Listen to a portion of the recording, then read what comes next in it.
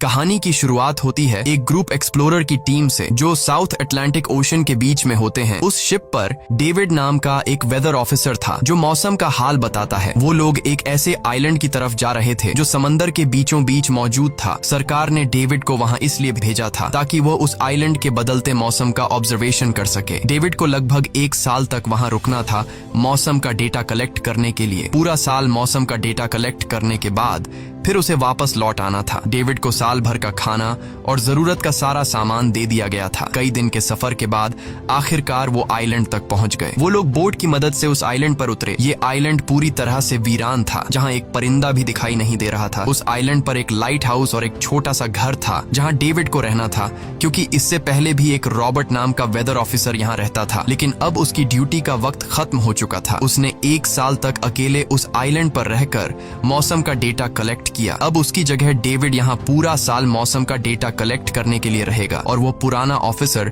Robert ship के साथ वापस चला जाएगा। लेकिन जब पूरी टीम ने घर को विजिट किया तो वो हैरान रह गए, क्योंकि वहाँ किसी भी इंसान का नामो निशान नहीं था। कमरे के अंदर पुराने ऑफिसर का सारा सामान यहाँ वहाँ बिखरा पड़ा था। जिसके बाद कैप्टन और डेविड ने सोचा कि शायद लाइट हाउस में कोई हो सकता है। कैप्टन और डेविड बिना वक्त गंवाए लाइट हाउस की तरफ बढ़ते हैं और वो सब वहाँ एक अजीब नजारा देखते हैं। वो देखते हैं कि पूरा लाइट हाउस तेज और नुकीले लकड़ियों से घिरा हुआ था, जैसे किसी ने जानबूझकर उसे बंद कर दिया हो ताकि कोई भी अंदर न जा सके। जिसके बाद कैप्टन और डेविड ने लाइट हाउस का गेट कई बार नॉक किया, लेकिन अंदर से कोई रिस्पॉन्स नहीं मिला। आखिर में उन्होंने गेट को जोर से धक्का दिया और अंदर घुस गए। लाइट हाउस के अंदर उन्हें एक आदमी मिला जिसका नाम ग्रूनर था। जब उन्होंने ग्रूनर से पुराने वेदर ऑफिसर रॉबर्ट के बारे में पूछा तो उसने जवाब दिया कि वो तो मर गया है। वो समंदर की तरफ गया लेकिन दोबारा कभी लौटकर वापस नहीं आया। ग्रूनर की बातें सुनकर डेविड और कैप्टन दोनों चौंक गए। ये सब सुनने के बाद कैप्टन ने डेविड से कहा, अगर तुम अब भी चाहो तो हमारे साथ वापस चल सकते हो। लेकिन डेविड ने वापस जाने से इनकार कर दिया। डेविड ने सोचा अगर वो सरकार को उस आइलैंड का एक्यूरेट वेदर रिपोर्ट दे पाया तो उसे काफी मोटी रकम मिल सकती है। जिसके बाद कैप्टन ने उसे एक गन दी खुद की प्रोटेक्शन के लिए। और कैप्टन ने डेविड से कहा कि ये जगह मुझे सेफ नहीं दिखाई दे रही, अपना ख्याल रखना। इसके बाद उसे वहीं पर छोड़कर वो सब वापस चल दिए और अब ये दोबारा वापस 1 साल बाद आएंगे। कैप्टन के जाने के बाद डेविड ने घर को थोड़ा सेटल किया, रहने के काबिल बनाया। रात होने के बाद उसे ड्रॉर में एक डायरी मिली जो पुराने वेदर ऑफिसर रॉबर्ट की थी। उस डायरी में आइलैंड के बारे में बहुत कुछ लिखा था। डायरी में एक मिस्टीरियस क्रीचर के बारे में कुछ बातें लिखी गई थी, लेकिन सब कुछ साफ नहीं था। कुछ बातें अधूरी थी। डेविड हर लाइन को ध्यान से पढ़ता गया। उस डायरी में कुछ अजीब तरह के जानवरों के स्केचेस भी बने थे। डेविड को समझ नहीं आया उसने ऐसी पिक्चर्स क्यों बनाई थी। शायद वो अकेला था और टाइम पास के लिए ऐसा किया होगा। डायरी के एक पेज पर पुराने ऑफिसर के वाइफ की फोटो भी लगी थी। डेविड वह डायरी पढ़ते पढ़ते थक गया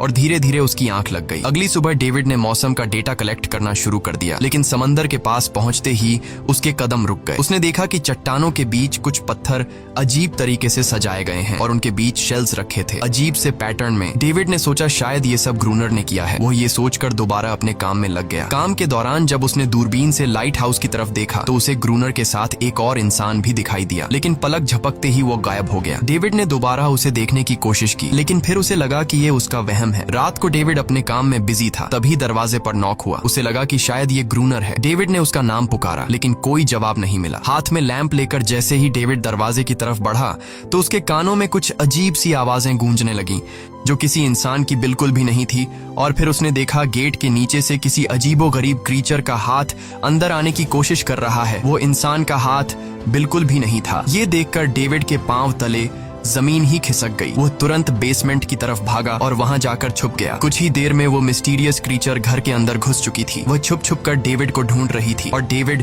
बेसमेंट के एक छोटे से दरार से उसे देखने लगा। डेविड की हलचल से उस क्रीचर ने डेविड को देख लिया। जिसके बाद वो क्रीचर डेविड को मारने के लिए तेजी से उसकी तरफ भागा और दरार से उसे पकड़ने की कोशिश करने लगा। तो डेविड ने खुद को बचाने के लिए फौरन चाकू उठाकर उसकी आंख में दे मारा। वो क्रीचर चीख के भाग गई, लेकिन वो कभी भी वापस आ सकती थी। और डेविड के दिमाग में ये बात कंफर्म हो गई कि जो डायरी में क्रीचर के बारे में बात लिखी थी वह सच है। डर के मारे वो पूरी रात सो न सका। अगली सुबह जब डेविड घर से बाहर गया तो उसने रेत पर कुछ पैरों के निशान देखे जो किसी इंसान के बिल्कुल भी नहीं थे। वो निशान सीधे समंदर की तरफ जाकर खत्म हो गए थे। अब डेविड को सब समझ आ गया था कि क्यों ग्रूनर ने लाइट हाउस के चारों ओर नुकीली लकड़ियां लगाई हैं। अब डेविड जान गया कि अगर मैं इस घर में रहूंगा तो वो क्रीचर मुझे कभी भी मार सकते हैं। डर के मारे डेविड लाइट हाउस की तरफ दौड़ता है और ग्रूनर को चिल्लाकर कहता है, गेट गेट खोलो, मुझे अंदर आना है। लेकिन ग्रूनर उसे अंदर नहीं आने देता और कहता है तुझे शिप के साथ लौट जाना चाहिए था। डेविड निराश होकर वापस लौटता है क्योंकि क्रोनर उसे लाइट हाउस के करीब भी नहीं देखना चाहता था। वो उसके ऊपर पानी गिराकर उसे दूर जाने को कहता है। अब उसे खुद ही कुछ करना होगा। उसने घर की हर एक विंडो को लकड़ी से बंद कर दिया, चारों तरफ नुकीली लकड़ियों से घेरा बनाया और गेट के बाहर पुराने कागज और किताबें रखी। फिर उन पर तेल छिड़क दिया ताकि अगर वो क्रीचर वापस आए तो उसे आग से डराकर भगाया जा सके। लेकिन एक बात थी जो डेविड अब तक नहीं जानता था और ये बात उसे आज रात पता चलने वाली थी। खुशकिस्मती से उसे घर के अंदर एक पुराना बॉक्स मिला। उस बॉक्स में एक गन थी और बहुत सारी बुलेट्स। ये देखकर उसे जिंदा रहने की थोड़ी सी उम्मीद मिली। जैसे जैसे सूरज ढलने लगा, डेविड के दिल में डर बढ़ने लगा। कुछ ही देर में चारों तरफ रात का अंधेरा छा गया। डेविड गन हाथ में लिए घर के एक कोने में चुपचाप बैठा था। उसकी दिल की धड़कनें तेज थीं। तभी एक अजीब आवाज सुनाई दी और जब डेविड ने खिड़की से छुपकर समंदर की तरफ देखा तो जैसे उसके पैरों के नीचे से जमीन ही खिसक गई। उसने देखा कि सिर्फ एक नहीं बल्कि पानी में से कई सारी वही अजीबोगरीब क्रीचर्स उसकी तरफ बढ़ रही हैं। कुछ ही देर में वो सब इकट्ठा होकर कमरे का गेट तोड़ने की कोशिश करने लगे। डेविड ने तुरंत गोलियां चलानी शुरू की, जिनमें से कुछ क्रीचर्स गिरकर मर गए। डेविड को लगा कि गोली की आवाज सुनने के बाद वो डरकर भाग जाएंगे, लेकिन अपने साथियों को मरता हुआ देखकर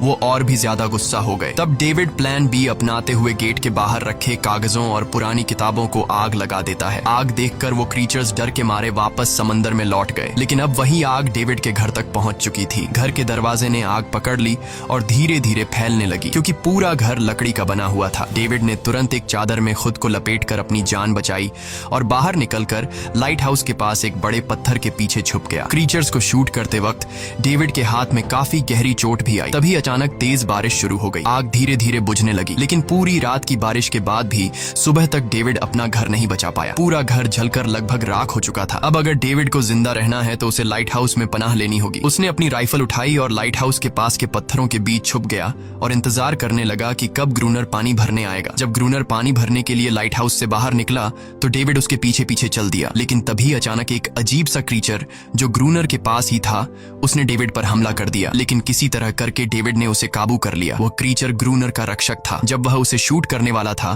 तो ग्रूनर ने तुरंत डेविड को रोका और कहा, रुक जाओ, ये मेरा पालतू है। डेविड ने गोली नहीं चलाई और मौके का फायदा उठाते हुए उसने ग्रूनर के साथ एक शर्त रखी, अगर इस क्रीचर को जिंदा रखना है तो मुझे लाइट हाउस में रहने दिया जाए, नहीं तो मैं इसे मार दूंगा। जिसके बाद ग्रूनर ने हाँ कर दी क्योंकि डेविड के पास ढेर सारा खाना और गन पाउडर था। शाम होने से पहले दोनों बचा हुआ खाना लेकर लाइट हाउस लौट आए और वो दोनों आराम से सो गए। अगली सुबह वो क्रीचर चुपचाप डेविड का हाथ चाट रहा था। जब डेविड नींद से जागा तो उसने देखा कि इस क्रीचर के चाटने की वजह से उसका हाथ पूरी तरह से ठीक हो चुका है। ये सब देखकर डेविड हैरान हुआ। डेविड अब क्रोनर से इस क्रीचर के बारे में और जानना चाहता था और फिर ये सब दुनिया के सामने लाना चाहता था क्योंकि ये किसी जादू से कम नहीं था। डेविड ने सोचा, अगर इस क्रीचर का राज दुनिया के सामने हम लाते हैं तो डेविड और क्रोनर दोनों बहुत सारा पैसा और नाम कमा लेंगे। लेकिन क्रोनर को ये सब नहीं चाहिए था। वो इस आइलैंड से कहीं नहीं जाना चाहता था। क्रोनर का अब इस दुनिया में कोई नहीं बचा था। उसके लिए ये आइलैंड परफेक्ट था जहां वो अपने आप को एक किंग समझता था और अपनी मर्जी का मालिक। इसी वजह से उसने आइलैंड के कई हिस्सों में लिख दिया था, क्रोनर यहाँ का बादशाह है। लेकिन डेविड को ये समझ नहीं आ रहा था कि ये अजीब सी क्रीचर क्रोनर की फालतू कैसे बनी। तो क्रोनर ने बताया कि एक बार क्रोनर ने उसकी जान बचाई थी। वो गलती से उसके फिशिंग नेट में फंस गई थी। तब ये क्रीचर छोटी थी और उस दिन के बाद से वो क्रोनर के साथ ही रह गई। उसकी हर बात माननी शुरू कर दी। लेकिन क्रोनर एक सख्त इंसान था। वो इस क्रीचर के साथ बहुत बुरा बर्ताव करता था। क्रोनर हर दिन इस क्रीचर के साथ फिजिकल रिलेशन रखता था। क्रोनर ने बताया कि एक बार इस क्रीचर ने मुझ पर हमला भी किया था और उसके बदले में क्रोनर ने उसे ऐसी सजा दी कि उस सजा के बाद वो क्रीचर अपने आप को क्रोनर की गुलाम समझने लगी। और आप सब भी समझ गए होंगे कि हर रात वो क्रीचर समुद्र से बाहर क्यों आते हैं। वो सभी इसलिए आते हैं ताकि अपने साथी को क्रोनर से छुड़वाकर वापस ले जाए। लेकिन क्रोनर ऐसा नहीं होने देता। वो क्रीचर्स दिन के उजाले में अटैक नहीं कर सकते क्योंकि सूरज की रोशनी उनकी स्किन जला देती है। डेविड अब यहाँ और नहीं रहना चाहता था। वो किसी तरह से आइलैंड से अपनी जान छुड़ाना चाहता था। खैर, शाम होने लगी और क्रोनर ने उससे कहा, गन लेकर रेडी हो जाओ क्योंकि वो क्रीचर्स कभी भी हमला कर सकते हैं। वो लाइट हाउस की लाइट ऑन करने के लिए तैयार हो गए और कुछ ही देर में समुद्र से बड़ी संख्या में क्रीचर्स निकलकर बाहर आ गए। वो लाइट हाउस की तरफ बढ़ते जा रहे थे। क्रोनर उन पर लगातार फायर करता जा रहा था, लेकिन डेविड पूरी तरह से डर गया था। वो लाइट हाउस के अंदर की तरफ आने लगा। क्रोनर के बार बार कहने के बावजूद वो बस एक कोने में चुपचाप बैठा रहा और कुछ ही देर में डेविड बेहोश हो गया। क्रोनर पूरी रात अकेला इन क्रीचर्स से लड़ता रहा। अगली सुबह क्रोनर ने गुस्से में डेविड के मुंह पर पानी डालकर उसे उठाया और कहा, अगर तुम्हें जिंदा रहना है तो इनकी जान लेनी होगी, नहीं तो तुम्हें लाइट हाउस से निकाल निकाल दिया जाएगा और तुम्हें मेरी हर बात माननी होगी। रोजाना पानी भर कर लाना, लाइट हाउस के छोटे बड़े काम करना और रात को मेरे साथ गार्ड ड्यूटी भी करनी होगी। अब डेविड के पास दूसरा कोई ऑप्शन नहीं था। इसी वजह से ये सब करना उसकी मजबूरी बन गया। डेविड अब क्रोनर की हर बात मानने लगा, लेकिन एक चीज थी जो उसे बिल्कुल भी पसंद नहीं आई। वो ये थी कि हर रोज उस फीमेल क्रीचर को अलग अलग तरीकों से फिजिकली टॉर्चर करना। रात होती है, दोनों फिर से गार्ड ड्यूटी के लिए तैयार हो जाते हैं और एक बार फिर वो क्रीचर समुद्र से निकलकर बाहर आते हैं। लेकिन आज डेविड को डर नहीं लग रहा था। उसने क्रीचर पर फायरिंग शुरू की, मगर आज क्रोनर कुछ भी नहीं कर रहा था। वो डेविड को बाहर छोड़कर लाइट हाउस का गेट बंद कर देता है और खुद चुपचाप अंदर बैठ जाता है ताकि डेविड खुद सीख सके कि इन क्रीचर से कैसे लड़ा जाता है। इसी तरह डेविड को लड़ते लड़ते वो रात कट जाती है और सुबह हो जाती है। सुबह क्रोनर ने देखा कि डेविड लाइट हाउस के गेट के बाहर खून में लथपथ बैठा था। अब उसने सीख लिया था कि इन क्रीचर्स से कैसे लड़ना है। इसी तरह समय गुजरता गया, रातों को इन क्रीचर्स से लड़ते हुए और दिन भर क्रोनर के लाइट हाउस के काम संभालते हुए। ये आइलैंड अब उसके लिए एक बंद घर जैसा हो गया था। वो हर वक्त सोचता रहता था कि कब ये जगह छोड़कर आजादी की सांस लेगा। समय के साथ साथ डेविड का उस फीमेल क्रीचर के साथ एक अजीब सी दोस्ती बन गई थी। डेविड को उसके लिए अब बुरा लगने लगा था। अब उसे समझ आया कि अपने लोगों को छोड़कर अकेला रहना कितना मुश्किल होता है। शायद वो क्रीचर भी कुछ ऐसा ही महसूस करती थी। डेविड ने उस क्रीचर को एक नाम भी दिया, अनारियस। इसी तरह से दिन गुजरते गए और फिर एक दिन उन्होंने देखा कि इन क्रीचर्स के अटैक्स धीरे धीरे कम हो रहे हैं। डेविड सोचता है शायद सर्दियों में वो कहीं और चले जाते हैं या फिर शायद उन्हें समझ आ गया था कि इन दोनों से लड़कर कुछ हासिल नहीं होगा। लेकिन क्रोनर ने उससे कहा कि ऐसा बिल्कुल नहीं है, वो फिर से अटैक करेंगे। अब वो अपनी संख्या बढ़ा रहे हैं। कुछ और दिन ऐसे ही गुजर गए। एक रात डिनर के बाद क्रोनर और डेविड ने टाइम पास के लिए चेस खेलना शुरू किया, लेकिन यहीं पर क्रोनर से एक बड़ी गलती हो गई। वो दोनों खेल में इतने उलझ गए कि लाइट हाउस की लाइट्स ऑन करना ही भूल गए। अंधेरे का फायदा उठाकर क्रीचर्स ने उन पर अटैक कर दिया। डेविड ने देखा कि क्रीचर्स की संख्या इतनी ज्यादा थी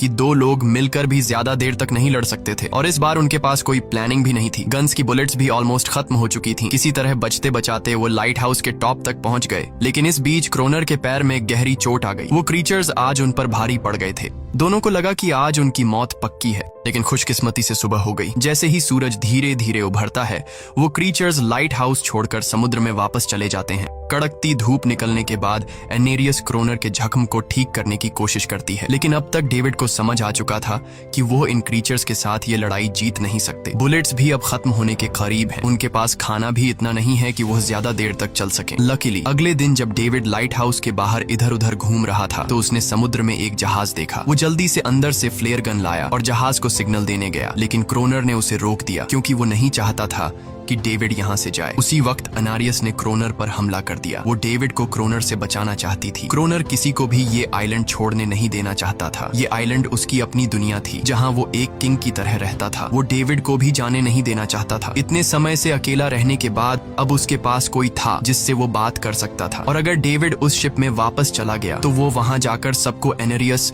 और उनके बारे में बता देगा। इसलिए अब डेविड यहाँ से नहीं जा सकता। धीरे धीरे वो शिप डेविड की आंखों के सामने समुद्र में गायब हो गई। अब उसके पास कुछ भी करने को नहीं था। कुछ और दिन ऐसे ही बीत गए। क्रोनर अब भी डेविड और अनारियस दोनों के साथ बुरा बर्ताव कर रहा था, लेकिन अनारियस को वो खास तौर पर मारता था, जो डेविड को बिल्कुल पसंद नहीं था। एक दिन डेविड ने अनारियस को एक छोटी टॉय बोट गिफ्ट में दी जो उसने किसी मछली की हड्डी से बनाई थी। लेकिन जब अनारियस ने उस बोट को देखा तो वो डेविड को आइलैंड के एक ऐसे कोने में ले गई जहाँ सचमुच एक असली बोट रखी थी। जब डेविड ने इस बोट के बारे में क्रोनर से पूछा तो उसने कहा हाँ, उसे पहले से पता था कि आइलैंड के इस हिस्से में एक बोट है। क्रोनर कहता है कि कुछ लोग इस आइलैंड तक बोट के जरिए अपनी जान बचाने आए थे, लेकिन सुबह होने से पहले उनमें से कोई भी जिंदा नहीं बचा। सबको इन क्रीचर्स ने मार दिया। वो सब शिप में गोला बारूद ले जा रहे थे, लेकिन समुद्र में आए तूफान की वजह से उनका शिप इसी आइलैंड के पास डूब गया। ये सब सुनते ही डेविड के दिमाग में एक आइडिया आया। उनके पास एक डाइविंग सूट जैसा कुछ था। डेविड ने कहा कि अगर हम दोनों में से कोई उस सूट को पहनकर समुद्र के उस हिस्से में जाए जहां वो शिप डूबी थी, तो हो सकता है उन्हें कुछ बुलेट्स या डायनामाइट मिल जाए जिससे इन क्रीचर्स से लड़ना आसान हो जाए। लेकिन क्रोनर ने इस बात को मानने से इनकार कर दिया, पर डेविड अपनी जान को खतरे में डालकर ये काम करने को तैयार था। कुछ और दिन ऐसे ही गुजर गए। डेविड और अनारियस के बीच एक गहरा कनेक्शन बन गया। डेविड डेविड उसे पसंद करने लगा था। इन दोनों को रोमांस करते हुए ये सब क्रोनर ने चुपके से देख लिया। क्रोनर को लगा कि अनारियस उसे छिन जाएगी, इसलिए डेविड को रास्ते से हटाना पड़ेगा। अगले दिन क्रोनर खुद डेविड की बात मानने को तैयार हो जाता है। वो डेविड से कहता है, ठीक है, तुम सूट पहनकर नीचे पानी में जाओगे और वहाँ ढेर सारा RDX कलेक्ट करोगे, फिर मैं तुम्हें बोट से ऊपर की तरफ खींच लूंगा। लेकिन क्रोनर का असली इरादा कुछ और ही था। वो चाहता था कि डेविड उसकी मदद से समुद्र के नीचे रखे डायनामाइट के बॉक्सेस वापस सरफेस तक ले आए और उसके बाद उसे वही समंदर में अकेला छोड़ दे ताकि वो क्रिएचर्स उसे मार दें। इस तरह डायनामाइट भी उसके पास आ जाएगा और अनारियस फिर से उसकी गुलाम बन जाएगी। वो दोनों बोट में बैठकर उस जगह पहुंच गए जहां शिप पानी में डूबा था। डेविड ने डाइविंग सूट पहना और समंदर के नीचे उतर गया। नीचे जाने के बाद डेविड ने देखा कि शिप पूरी तरह तबाह हो चुकी है, लेकिन उसकी किस्मत अच्छी थी कि उसे कुछ डायनामाइट के बॉक्स मिल गए। लेकिन तभी अचानक कुछ क्रिएचर उसके सामने आ गए। क्रिएचर्स को देखते ही डेविड घबरा गया और नीचे गिर पड़ा। वो डाइविंग सूट इतना भारी था कि वह हिल भी नहीं पा रहा था और डेविड क्रोनर को ऊपर सिग्नल भी नहीं भेज पाया। क्रोनर को लगा कि शायद वह क्रिएचर्स डेविड को मार चुके हैं, लेकिन असल में वो तो सिर्फ 2 छोटे बच्चे थे। डेविड ने जैसे तैसे करके अपना डाइविंग सूट वहीं छोड़ दिया और ऊपर सतह तक खुद को पहुंचाया। उन्हें वहां कुछ पुराने बॉक्स मिले जिनमें डायनामाइट था। इसके बाद यह दोनों काम पर लग गए। उन्होंने लाइट हाउस के आसपास 2 लेयर्स में डायनामाइट बिछा दिया ताकि जब अगला हमला हो तो वे मॉन्स्टर्स को एक ही बार में खत्म कर सकें। कुछ महीने बीत गए और बर्फबारी का मौसम आया, लेकिन एक बार फिर वो क्रिएचर्स गायब हो गए। अचानक से अटैक बंद हो चुके थे, जैसे क्रिएचर्स को खबर मिल गई हो कि उनके लिए जाल बिछाया गया है, इसीलिए अब वो अटैक नहीं कर रहे थे। क्रोनर को लगा कि शायद अनारियस ने उन क्रिएचर्स को खबरदार कर दिया है, जिसकी वजह से वो अनारियस पर जुल्म करने लगा, लेकिन डेविड ने उसे रोक लिया। आखिर में दोनों ने मिलकर एक नया प्लान बनाया, लाइट हाउस का मेन गेट खुला छोड़ने का, ताकि जैसे ही वो क्रिएचर्स पास आए डायनामाइट से उन सबको उड़ा दिया जाए। डेविड ने चालाकी से काम लेते हुए अनारियस को लाइट हाउस के टॉप पर चीखने को कहा। एनरिस की आवाज सुनते ही सभी क्रिएचर्स गुस्से से भड़क उठे। क्रिएचर्स ने जब देखा कि लाइट हाउस का मेन गेट खुला हुआ है तो उन्हें लगा कि यह अच्छा मौका है अनारियस को छुड़ाने का, लेकिन असल में यह उनके लिए एक चाल थी। कुछ ही देर में वह क्रिएचर समंदर से बाहर निकलने लगे। वे सीधे मेन गेट की तरफ बढ़े और अंदर घुसते ही डेविड पर हमला कर दिया। डेविड भी हिम्मत दिखाता है और क्रिएचर से जान छुड़ा लेता है। जैसे ही वे सभी क्रिएचर लाइट हाउस के पास पहुंच जाते हैं तो क्रोनर डायनामाइट का लीवर दबा देता है, लेकिन ब्लास्ट नहीं होता। असल में डेविड ने उसका कनेक्शन खोल दिया था और क्रोनर उसे दोबारा लगाना भूल गया था। डेविड तुरंत ऊपर भागता है और डायनामाइट का वायर जोड़ना शुरू करता है। तब तक वो क्रिएचर्स लाइट हाउस पर चढ़ने की कोशिश कर रहे होते हैं, जिन्हें सिर्फ अकेला क्रोनर रोकता है। जैसे ही कनेक्शन पूरा होता है डेविड पहला लेयर उड़ा देता है, जिससे कई क्रिएचर्स ब्लास्ट में खत्म हो जाते हैं, लेकिन अभी भी काफी मॉन्स्टर्स लाइट हाउस पर हमला करने के लिए तैयार होते हैं। इस वजह से क्रोनर दूसरा लेयर भी ब्लास्ट कर देता है। दोनों उस जोरदार धमाके में बेहोश हो जाते हैं। अगली सुबह जब दोनों होश में आए तो उन्होंने देखा कि एनरियस वहां नहीं थी। ब्लास्ट में चारों तरफ मरे हुए क्रिएचर्स पड़े थे। क्रोनर उन सबको मार रहा था जो जख्मी हालत में जिंदा बचे थे। तभी डेविड की नजर उनमें से एक के गले में लटके एक नेकलेस पर पड़ी। उस क्रिएचर को तड़पता हुआ देखकर डेविड को उस पर तरस आ जाता है और उसे अपनी गलती का एहसास हो जाता है। जिन क्रिएचर्स को वह अब तक खूंखार समझते आए थे वो भी इंसानों की तरह थे, सिर्फ बोल नहीं सकते थे। लेकिन क्रोनर के लिए यह सब बेकार बातें थीं। उस दिन के बाद वह क्रिएचर्स फिर कभी अटैक नहीं कर पाए, लेकिन हर दिन समंदर के किनारे से रोने की आवाजें आती थीं। डेविड को अब तक नहीं पता था कि उन्होंने कितना बड़ा नुकसान कर दिया था, कितनी फैमिली टूट गई, कितने बच्चों ने अपने लोग खो दिए, सिर्फ एक गलतफहमी की वजह से। अगले दिन डेविड ने समंदर में उन क्रिएचर्स के कुछ छोटे छोटे बच्चों को देखा, वो सब जिन्होंने अपने परिवार खो दिए थे। डेविड ने पत्थरों का एक गोल सर्कल बनाया और उसके बीच में वह छोटी टॉय बोट रख दी ताकि एनरिस उसे देखकर वापस लौट आए। डेविड ने कई घंटे इंतजार किया, लेकिन एनरिस कभी वापस नहीं आई। सुबह नींद से जागने के बाद डेविड ने देखा कि क्रोनर सो रहा है। क्रोनर के पास कुछ पुरानी चीजें रखी थीं, उनमें एक पुरानी तस्वीर भी थी और जैसे ही डेविड ने उस तस्वीर को देखा वह हैरान रह गया। वह लड़की जिसका फोटो उसने पहले दिन पुराने ऑफिसर रॉबर्ट की डायरी में देखा था वह कोई और नहीं बल्कि क्रोनर की पत्नी थी और फोटो में क्रोनर उसके साथ खड़ा था। असल में 1 साल पहले आए वेदर ऑफिसर रॉबर्ट मरा नहीं, बल्कि उसने अपनी पहचान बदल दी थी, यानी क्रोनर ही वेदर ऑफिसर रॉबर्ट है। बस उसने अपना नाम बदल लिया था क्योंकि अब वह कभी इस आइलैंड को छोड़ना नहीं चाहता था। ये सब देखकर डेविड ने भी यह उम्मीद छोड़ दी कि वह कभी इस आइलैंड से जा पाएगा। अगले दिन शाम को जब डेविड समंदर के किनारे गया उसने देखा कि उस सर्कल में रखी छोटी बोट अब वहां नहीं नहीं थी, लेकिन उसी जगह पर उसने एक क्रीचर का छोटा सा बच्चा देखा जिसके हाथों में वह बोट थी। डेविड ने अपने हाथ में जलती हुई लकड़ी को उस सर्कल के बीच में फेंक दिया ताकि वह दिखा सके कि उसका इरादा लड़ने का नहीं है और उसे किसी को खतरा महसूस न हो। वह उनके साथ दोस्ती करना चाहता था। कुछ ही देर बाद समंदर की लहरों से एनारिस निकलती है और उसके पीछे पूरा क्रीचर्स का ग्रुप भी समंदर से बाहर आता है, लेकिन इस बार कोई भी डेविड पर अटैक नहीं करता क्योंकि वे भी अब शांति चाहते हैं। उनका इरादा सिर्फ एक सुरक्षित जगह पाने का था अपने बच्चों के लिए। लेकिन तभी वहां क्रोनर हाथ में बंदूक लिए पहुंच जाता है। क्रोनर को लगता है कि अगर शांति हो गई तो उसे सबसे ऊपर होने का एहसास कैसे होगा। डेविड उसे समझाने की कोशिश करता है कि ये क्रीचर्स लड़ना नहीं चाहते, ये शांति चाहते हैं, लेकिन क्रोनर किसी की नहीं सुनता। वो एनेरियस से चिल्लाकर कहता है अंदर चली जाओ। लेकिन ये पहली बार था कि एनेरियस ने उसकी बात नहीं मानी क्योंकि अब वह उसकी नौकरानी नहीं थी। यह देखकर क्रोनर को लगता है कि अब इस आइलैंड पर उसकी बादशाहत नहीं रही। क्रोनर खुद को अंदर से कमजोर महसूस करने लगता है क्योंकि अब कोई भी उसका हुक्म नहीं मान रहा था। गुस्से में उसने लाइट हाउस की तरफ कदम बढ़ाए। डेविड को लगा शायद क्रोनर को अब समझ आ गया होगा कि हर एक जानवर आजादी चाहता है, कोई भी किसी का गुलाम बनकर नहीं जीना चाहता। लेकिन क्रोनर के सर से बादशाहत का भूत कहां उतरने वाला था। जैसे ही वह लाइट हाउस पहुंचा उसने सिग्नल गन से एक फ्लेयर छोड़ी जो सीधा जाकर एक क्रीचर के बच्चे से टकरा गई। उस बच्चे की तुरंत मौत हो गई। सभी क्रीचर्स डर के मारे भाग गए और एनेरियस ने भी डेविड पर अपना पूरा भरोसा खो दिया। गुस्से से पागल डेविड तुरंत लाइट हाउस की तरफ भागता है क्रोनर को सबक सिखाने। डेविड उससे लड़ने लगता है, क्यों किया तूने ये सब? ये लोग तो बस शांति चाहते थे। लेकिन क्रोनर इतना हिंसक हो चुका था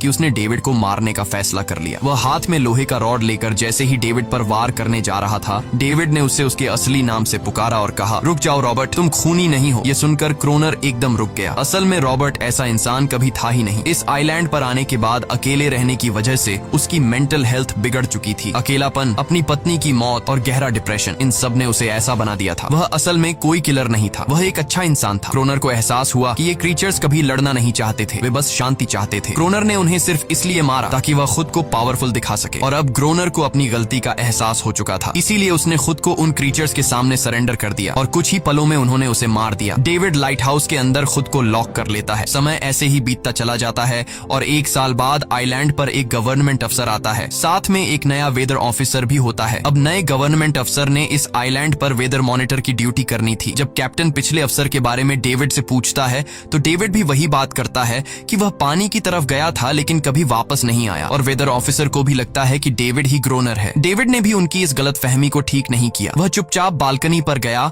और खड़ा हो गया बिना कुछ कहे, क्योंकि अब वह भी इस आइलैंड को छोड़ना नहीं चाहता था, बिल्कुल क्रोनर की तरह। इसी दौरान एनेरिस भी अपने परिवार के साथ खुश थी। अब उन्हें किसी क्रोनर जैसे आदमी का डर नहीं था। अब वे आइलैंड पर भी और समंदर में भी आजादी से जी सकते थे। इसी के साथ कहानी खत्म हो जाती है। अगर वीडियो आपको अच्छी लगी हो तो हमारे चैनल को जरूर सब्सक्राइब कीजिए।